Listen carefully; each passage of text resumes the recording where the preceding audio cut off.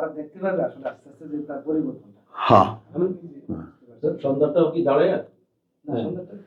দাঁড়ানোর ব্যাপারটা কি, দাঁড়ানোর ব্যাপারটা হলো কিতাবের উপর দাও না না, ওই ওই ওদিকে যাবাই না, যাবাই না।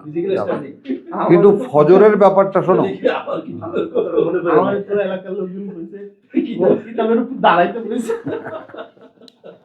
কিতাব নিচে দিয়ে, বুঝছো? সেদিকে আপনার সত্তর ওই যে আমাদের এনায়েত যে ওই কপি আনে না শব্দার্থের, ওগুলোর এক একটা কিনে ওই যে আমি আমার কাছে আর দিও, আমি বাইন্ডারের কাছে দিলে 30টা পার্ট করে দেবে। দাঁড়িয়ে পড়ো। আমি আলহামদুলিল্লাহ দীর্ঘদিন চেষ্টা করেছি।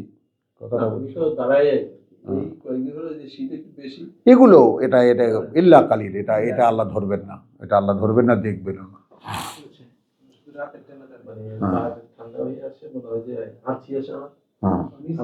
দুইটা টাইমই হলো যত আমাদের এখন বর্তমান সমস্ত বিজনেস তো এই দুই সময়, সকালবেলা ঘুমাবার সময় আর সন্ধ্যাবেলা কাজের সময়, আড্ডা মারার সময়, আনন্দের সময়, খেলা দেখার সময়।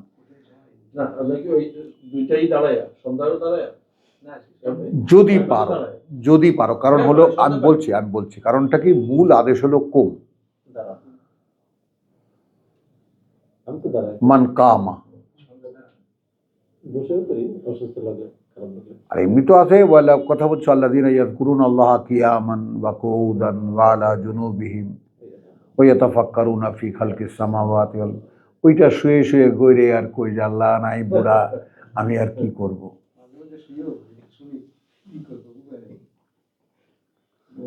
তুমি দেখো কি বলবো, পড়া, শুধু পড়া, ধীরে ধীরে পড়া, দাঁড়ায় দাঁড়ায় না, আর তো কোনো কাজ নেই। কথাটা বোঝেন, মানে ঘটনাটা কি ঘটেছে, আপনাকে একখানা পাঠ্য বই দেওয়া হয়েছে, স্কুলে আপনি ভর্তি হয়েছেন, কিছু পাঠ্য বই দেয় কি না? এই তুমি 1 পাস করছো, 2 পাস করছো, মেট্রিক পাস করছো, IA পাস করছো, BA পাস করছো, MA পাস করছো, কি পাঠ্য দেয় কি না সব জায়গায়? তো আল্লাহ একখান পাঠ্য দিচ্ছেন আপনার জীবনের জন্য, তাই না?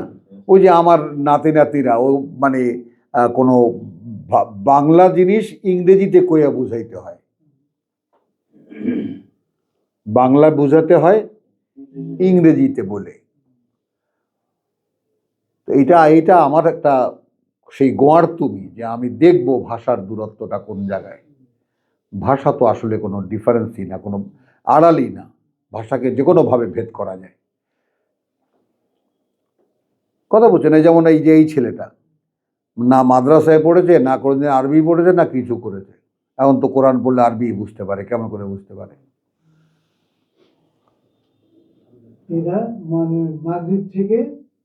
না, মাগরিবের আগে আগে আপনি ওই সময় হবে কি, আপনাকে একটা কামরা বের করতে হবে, এই ঘরের মধ্যে পরিবারের মধ্যে আইন জারি করতে হবে যে আমি একটা অনুশীলনীতে আছি, তোমরা আমাকে এই সময়টা ডিস্টার্ব করবা না, বিনীতভাবে, বরং তোমরা আমাকে পাহারা দিও, যেন কেউ এই সময় আমাকে ডাকলেও যেন বলে যে উনি ব্যস্ত। বলছি তাহলে কি হবে, সূর্য ডুবু ডুবু আপনি বসে গেলেন, হলো, ওদিকে এখানে আর আজান দিল, আপনি দাঁড়ায় গেলেন, আমি ইচ্ছা আগেই থেকেই দাঁড়াতে পারেন, দাঁড়িয়ে গেলেন, আপনি পড়লেন। আমি এখন সূরা ফাতিহাটা আমি পড়ে দেখবো আমি বুঝি কি না।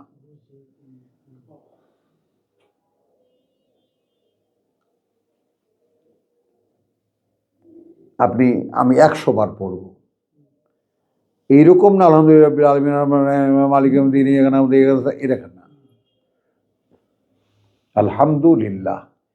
প্রভু, এই হামদ মানে কৃতজ্ঞতা, হামদ মানে প্রশংসা, কোনটা নেব আমি? তোমার কিসের প্রশংসা করব? আমি কে? আমার কি অস্তিত্ব যে আমি তোমার প্রশংসা করব? প্রশংসা করে বন্ধুকে, প্রশংসা করে সমসাময়িককে, আল্লাহর কে প্রশংসা করবে কে? কিসের প্রশংসা করব আমি? তাই না জিনিসটা? আরে দোষ, সাব্বাস, আরে কি সুন্দর। আমাদের চোখের সামনে যা দেখা যায় তার প্রশংসা করা যায়। আল্লাহর কি প্রশংসা আমরা মানুষ কি করে করবে? কৃতজ্ঞতা। নিঃশ্বাস নিতে পারছি, নিঃশ্বাস তুলতে পারছি, খেতে পারছি, হজম করতে পারছি, শুনতে পাচ্ছি, দেখতে পাচ্ছি, বুঝতে পারছি, হাঁটতে পারছি। প্রভু তোমার কিতাব সন্ধান করে খুঁজেও পেয়েছি, আমি কৃতজ্ঞ। আপনি আল্লাহর সামনে ভিখারি হয়ে যাবেন, কারো লাগবে না। যদি কৃতজ্ঞতাকে মনের মধ্যে, যে কৃতজ্ঞতা আদায় কি করা হয়েছে তোমার? হয়নি। আমি একটা জীবন পেলাম, কাটিয়ে দিলাম, কৃতজ্ঞতা আদায় করা হয়নি, তাই না? তারপরে কি আর রহমান আর রাহিম, বোঝেন মানে কি? পরম করুণাময়, দয়ালু দাতা। তো পরম করুণাময় কিভাবে পরম করুণাময়? আপনার সাথে এই করুণার কি সম্পর্ক? করুণার সাথে তো পরিচিতই না। তাহলে এখানে আছে, এখানেই পরিচিত আছে। পরম করুণাময় আপনার সাথে সম্যক কি সম্পর্ক এই করুণার সাথে? দয়ালু দাতা। তো এইটা আমার একজন গুরুজন একটা উদাহরণ দিয়েছে, আমিও আপনাদের সামনে রাখি, যে করুণা হলো সেই উত্তাল সাগরের ঢেউয়ের মতো। সাগরে যখন ঝড় ওঠে যে ঢেউ হয় আর কি, আল্লাহর করুণার উপরেই তো আমাদের প্রতি মুহূর্তে টিকে থাকা, তাই না? আর দয়া হলো দাওয়াম। রহমান উত্তাল ঢেউ, রহিম হলো এর দাওয়াম, স্রোত। ঢেউয়ের তলায় যে স্রোত, জোয়ার ভাটা ঠিকই হচ্ছে, কেউ কি দেখে? দেখে না। আপনি তো রাজবাড়ির ছেলে, আপনি তো বুঝতে পারেন নদীর ঢেউ যখন হয় তখন যে জোয়ার না ভাটা কেউ কি শনাক্ত করতে পারে? পারে না। এইভাবে কি বলা যায় করুণা মানে করুণাটা বিপদের ওই ঢেউয়ের মধ্যে না পড়লে তো আমি বুঝবো না যে করুণাটা কি। কি মানে যখন আমি ওই ঢেউ বিপদে পড়ি, উঠে মাথা ঢেউ বিদ্যুতে উঠে মাথা জায়গায় নিঃশ্বাস নিতে পারবো, তখন বুঝবো যে করুণাটা কি করুণা কাকে বলে। বা দয়াটা কি। হ্যাঁ। আর এরপরে যখন তুমি উঠবা, আবার যখন দেখবা আরেক বিপদে পড়েছো, না না, সেখান থেকেও তোমাকে আবার উদ্ধার করা হচ্ছে, তো তার মানে আমার উপরে তোর দয়া আছে, সেইটা কন্টিনিউলি দয়া। আর তার থেকে সবচেয়ে বড় কথা, আমার যে বেঁচে থাকা, যে কোনো মুহূর্তে আমি মরে যেতে পারি, বেঁচে আছি কেন?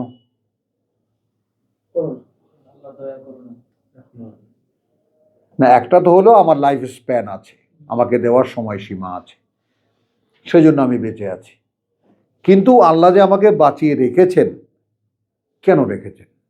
হয় আমাকে জাহান্নামী বানাচ্ছেন, অথবা আমাকে হেদায়েতের রাস্তা দেখাবেন।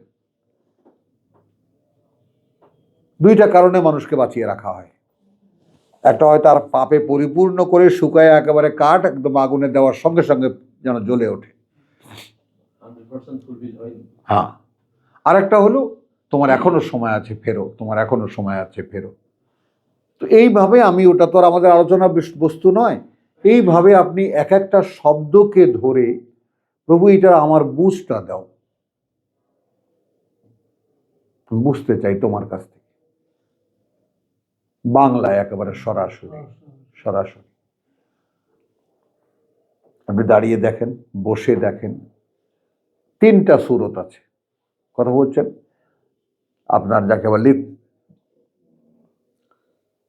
ওয়াত্তাহির আল বাইত লিত্তাইফিন ওয়াল আকিফিন ওয়ার রুক্কায়ে সুজুদ, যারা ধ্যান করবে এবং যারা নত অবনত হয়ে যারা প্রার্থনা করবে। তো সব আপনার সামনে আছে, দাঁড়িয়ে দাঁড়িয়ে বলেন, বসে বসে বলেন। আপনি তো আমাদের দেশে রুকু সেজদা আছে, করেন, সারা জীবন যেটা করেছেন করে দেখেন। প্রভু আমি বুঝতে চাই, আমার জীবনের সত্যতা বুঝতে চাই, বাস্তবতা বুঝতে চাই, আমার ঠিকানা কোথায় আমি তো জানি না, আমার এমন কোনো সঞ্চয় নাই যা দিয়ে আমি তোমার কাছে গিয়ে জান্নাত চাইব। আর আমি ভেবে দেখেছি যে তোমার কাছে যে সুখের জান্নাত আমি চাইব, কোনো যোগ্যতা তো আমার নেই। এটা দেবে কে? তুমি দাতা। কত কিছু যে বলার আছে। কথা বলছেন, যখন দেখবেন যে আর ভাষা ফুরিয়ে গেছে, যেহেতু বলেন না, তো আমরা তো তক্তা, বকতে বকতে বক্তা, সারাদিন বলতে পারি। কথা বুঝছেন তো? আপনি তো বলেন না, বলা এক সময় থেমে যাবে। কিতাব হাতে নেবেন, পড়বেন। একদম নিরুপায়ের নিপয়। এই কয়গুলো কি? এগুলো তো কথা আল্লাহর।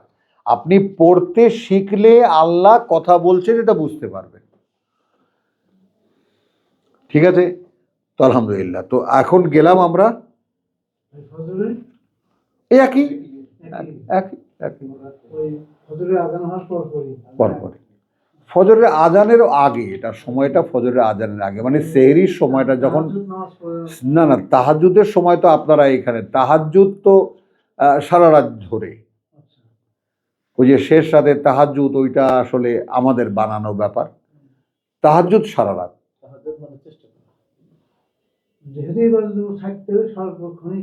তার মানে আপনি এশার পরেই, মানে ওই যেমন আছে না যে আপনি এশার পরেই ঘুমিয়ে পড়বেন, ঘুমিয়ে পড়লে আপনি তখন আপনি দেখবেন যে 12টা 1টার পরে আপনার বাবার সাধ্য নেই ঘুমিয়ে থাকা, ঘুম ভেঙেই যায়।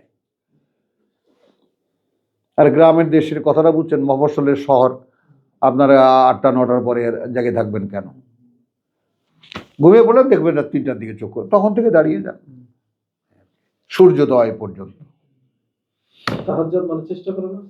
চেষ্টা করা। এখন ওই রাত্রি জাগরণ তর্জমা করে কি করবা তুমি? জোহদ, চেষ্টা করা।